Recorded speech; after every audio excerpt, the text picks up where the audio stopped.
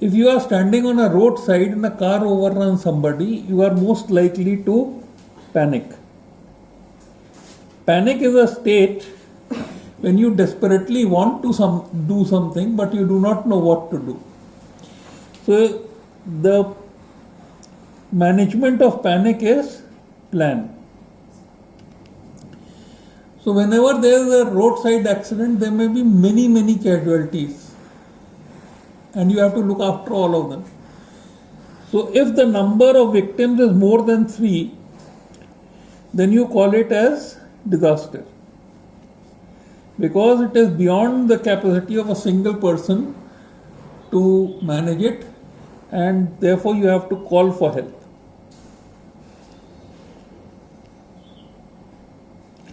Now, what is the basic plan of managing a disaster? Let us make a plan. As you become more mature in life, you will change the plan and modify it as per the need or the time. But basically, the plan is that the first thing is save yourself first.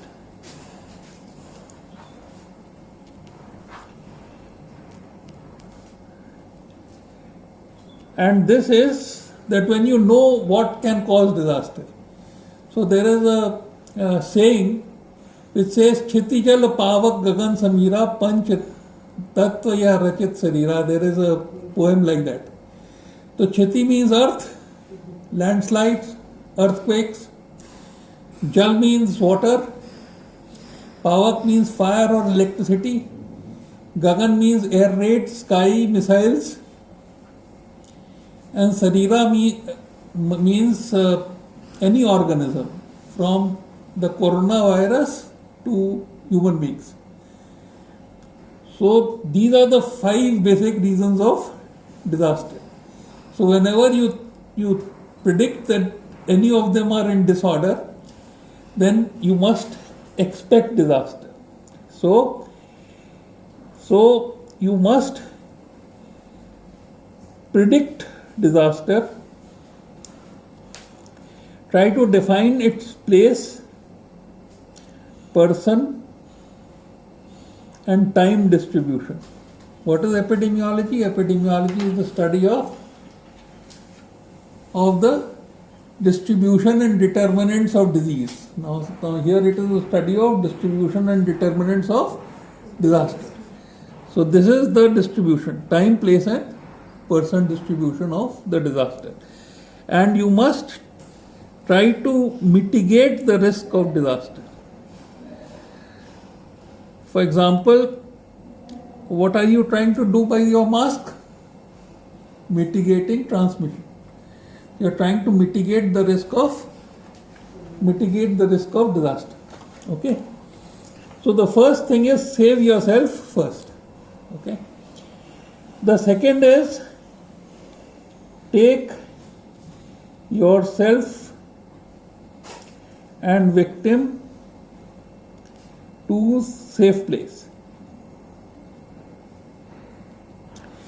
For example, if a car overruns somebody and the road is narrow and you are in the middle of the road and you start resuscitating, it is night time, then what will happen next? The next car will overrun you along with the victim. So the second thing you must do is you must take yourself and victim to safe place. The third thing is you have to do what is called as triage. Triage is that you have to classify all the victims into walking, talking, breathing,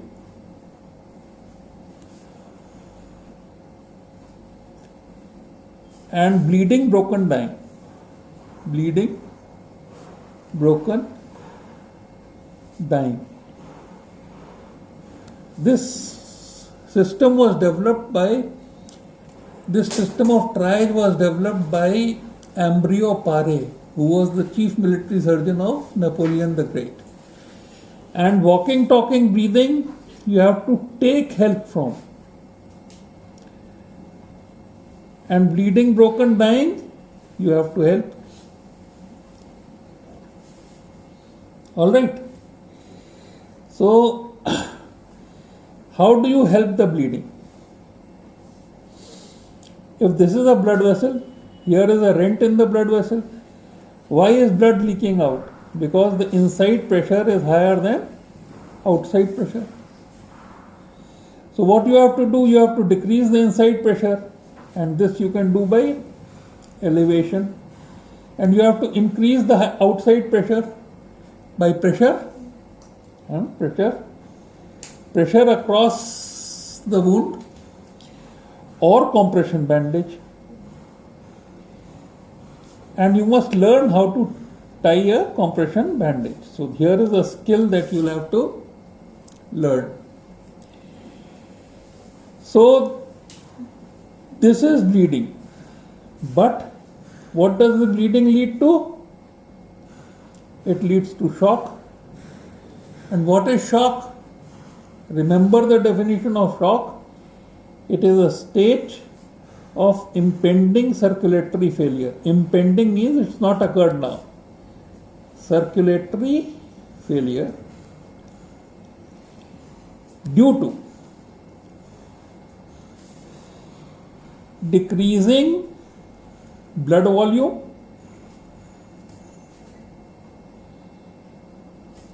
and increasing vascular bed volume.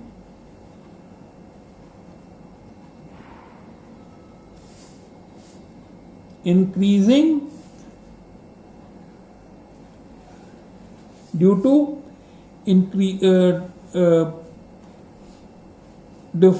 disparity between circulating blood volume. So there is a word circulating here. Circulating blood volume or vascular bed volume. So by circulating we mean cardiogenic. By blood volume we mean hypovolumic.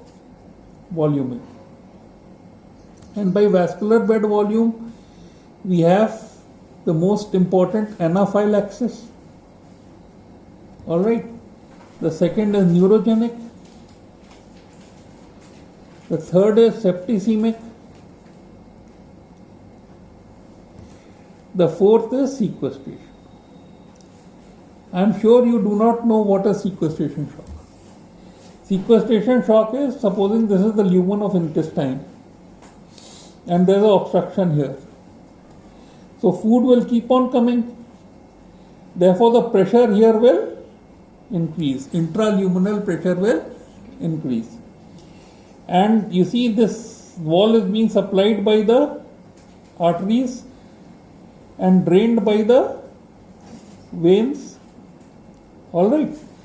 So when the pressure here increases, there will be an obstruction here.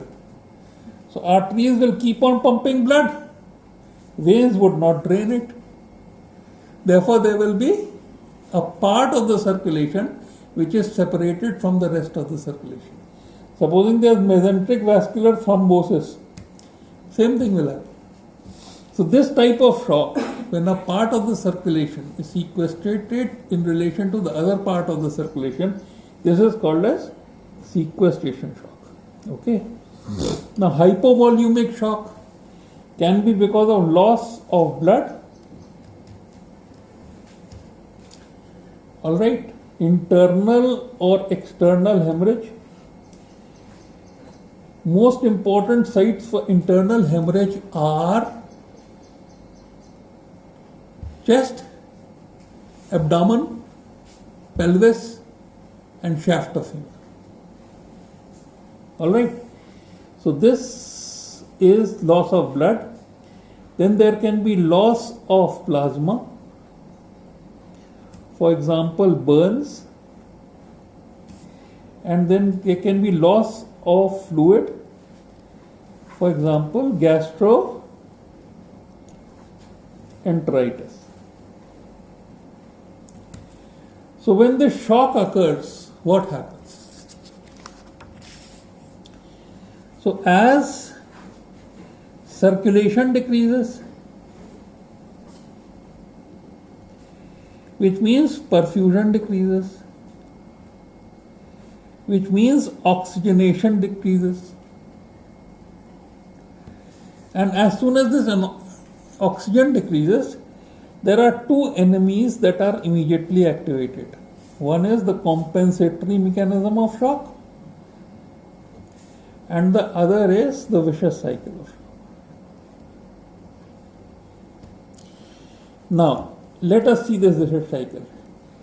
Anoxia, no oxygen, leads to anaerobic respiration.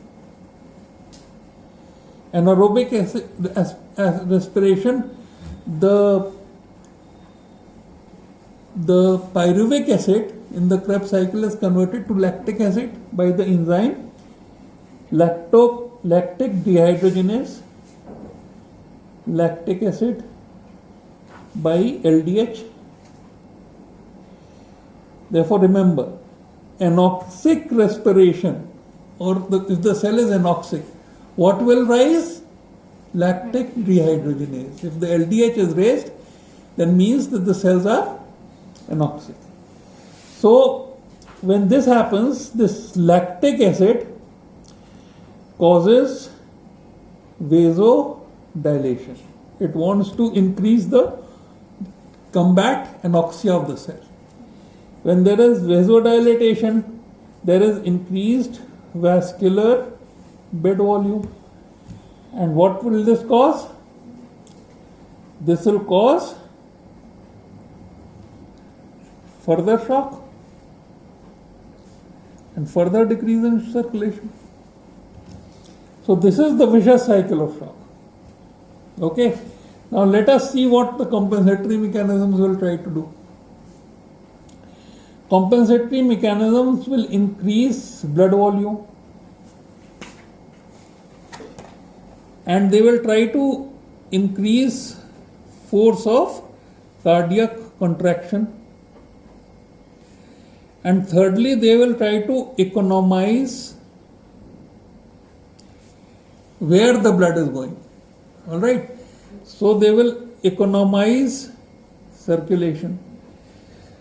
So they will increase circulation to brain, heart, kidney, and lungs, and they will decrease circulation in rest of the tissues. Therefore, in shock patients, one of the important things that you find is that veins have collapsed.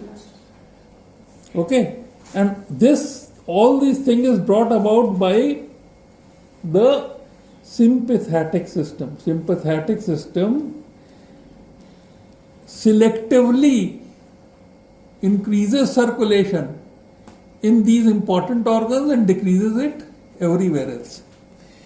So one of the important thing is that when the kidney circulation goes, then one of the basic effects is anuria. All right. So you have to keep a watch on renal output, and you have to get blood urea and serum creatinine done. Okay. So this is compensatory mechanism. Then this force of cardiac contraction is increased by adrenaline. All right. And this, not only the force of cardiac contraction is increased, the rate is also increased. All right. And that tends to increase the force of muscle contraction. The rate tends to increase the cardiac output. But rate increases the cardiac output only up to about 120. Then it starts decreasing it because the end diastolic volume filling will decrease. So, and then how to increase the blood volume? The first thing is venous collapse. The veins have 3200 cc's of 5 liters of blood. So when veins collapse, this blood goes back. Then you have hepatic and splenic sinusoid collapse. So hepatic gives about 500 cc's and splenic gives about 300 cc's of blood. And the third thing is secretion of renin from the glomeruli. Renin becomes angiotensin. It is called as vasoconstrictory material. All right. It acts on ACE receptors. Okay. And it also, so one effect of angiotensin is vascular. And the other effect of angiotensin is on the aldosterone. This aldosterone would save sodium, all right? So when the sodium will be saved, then it will retain water. And when it retains water, what is likely to happen? Anuria. All right. So,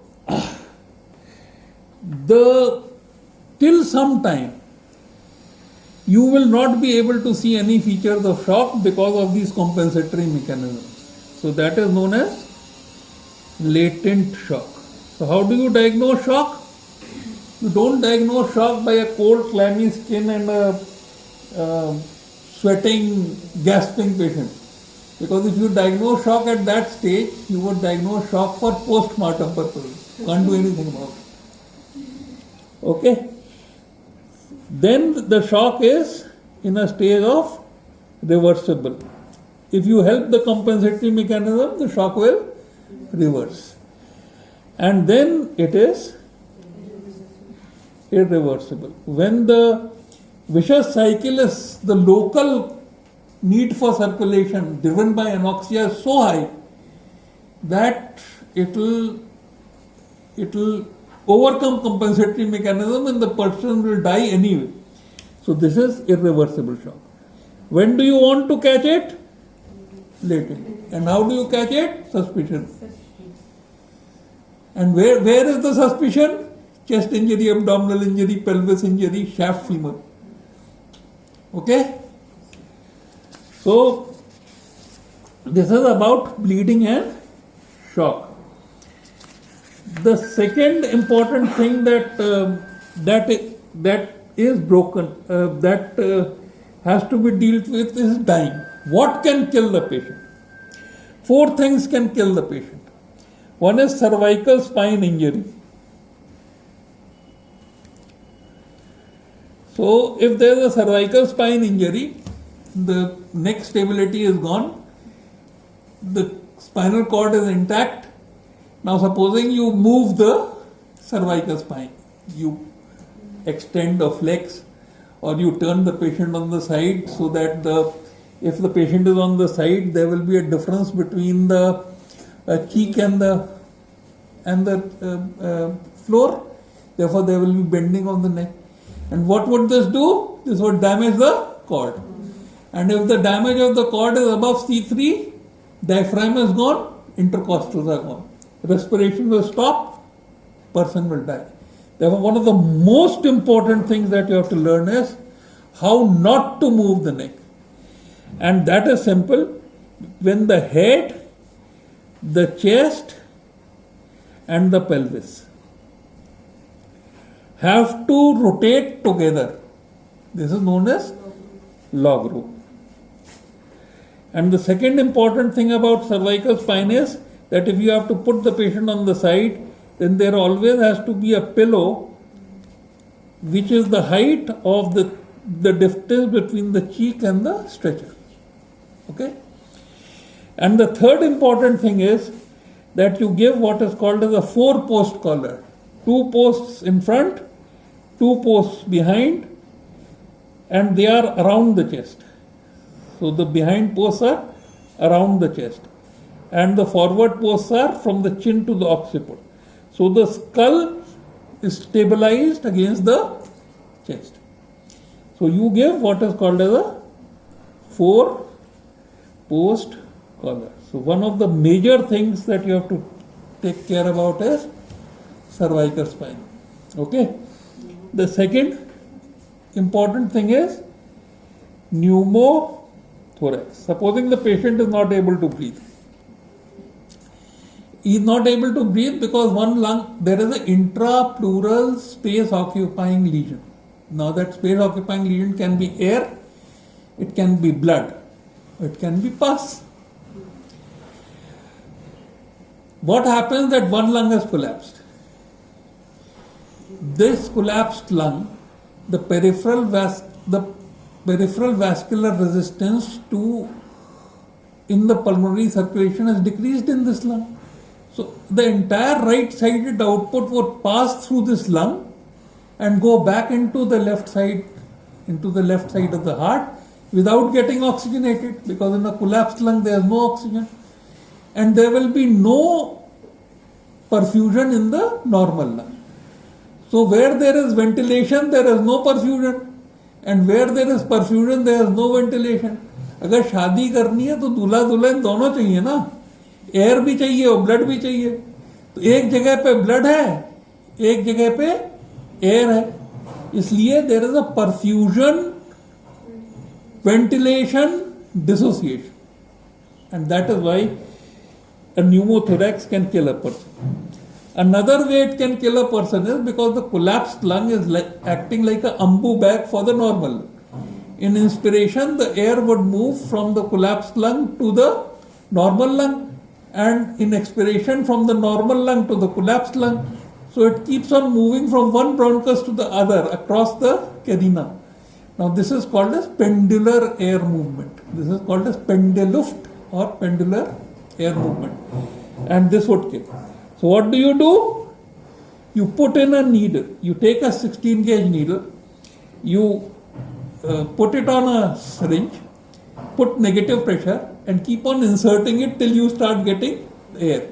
So once you drain a pneumothorax, initially by a needle and then by intercostal drainage, then this you can save the patient from pneumothorax. A third thing that can endanger life is shock. And how do you deal with the shock? Diagnosis is by suspicion. And how do? You replace blood by blood as soon as possible, ASAP, as fast as possible.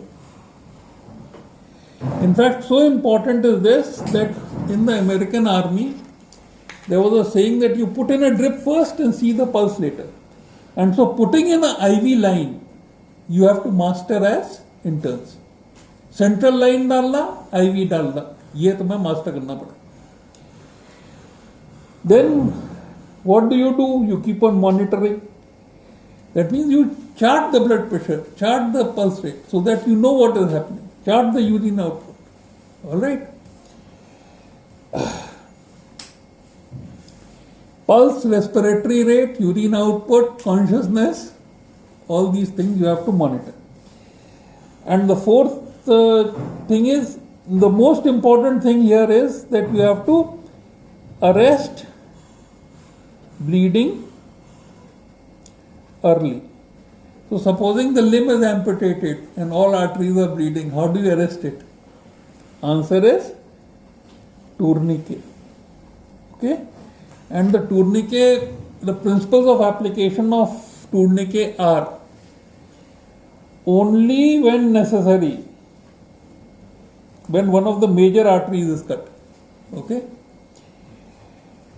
Then always on a single bone, never on a forearm or leg. Then not too tight, not too loose. The basic thing is that you go on tightening, right? We'll tell you how to tie a tourniquet with your handkerchief or a dupatta, and you have to tighten exactly sufficient to obliterate the pulse. But if you tighten it too much, it will result in nerve damage. And fourthly, 5 minutes release every 1 hour in upper limb and 1.5 hours in lower limb. All right. So these are the principles of tying a tourniquet. Okay. The next thing, so one is cervical spine injury, the second is pneumothorax, the third is bleeding, and the fourth is aspiration. Is something in the mouth and pharynx and the person inhales it. So one way to deal with aspiration is clean the mouth and pharynx.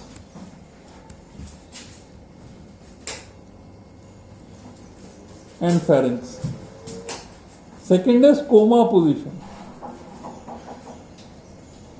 The third is endotracheal intubation. Supposing there is a tube in the trachea with a bulb, it will not allow anything to go into the trachea. And the fourth is what is called as Brooke's space. That means, we will tell you, this is what I mean by Brooke's space.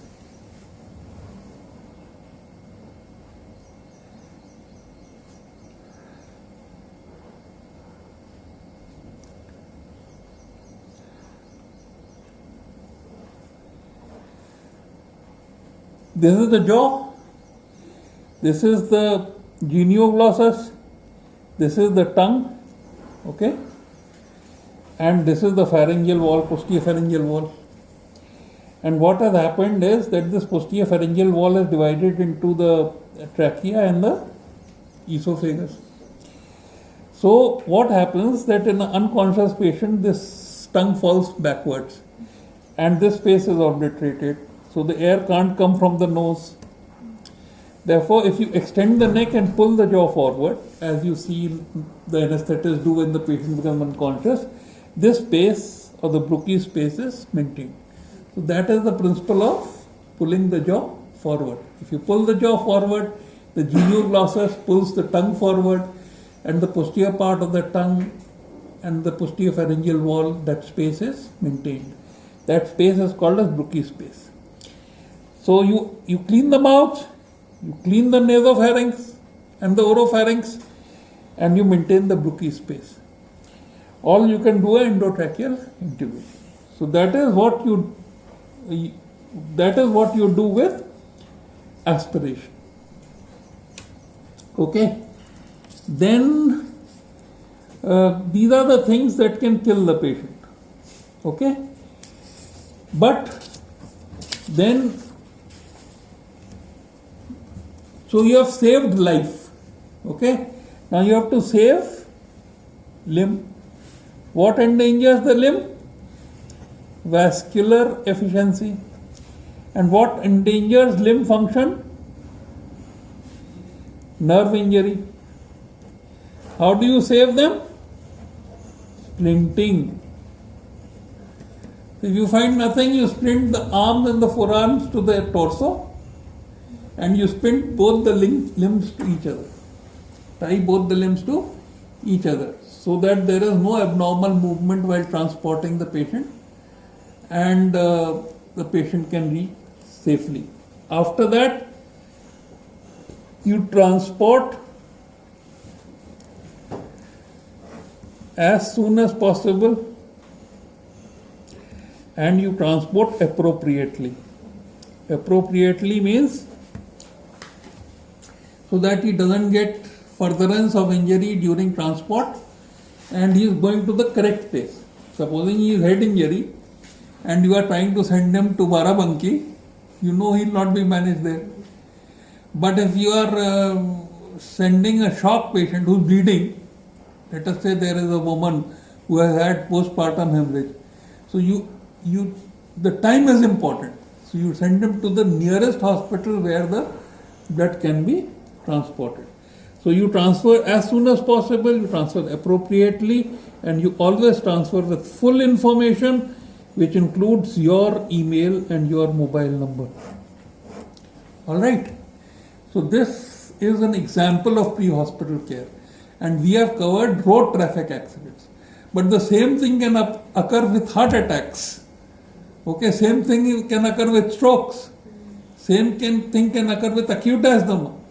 Same thing can occur with a pregnant lady going into labor. All the principles are the same, except that the site is different. Okay? So this is pre-hospital care.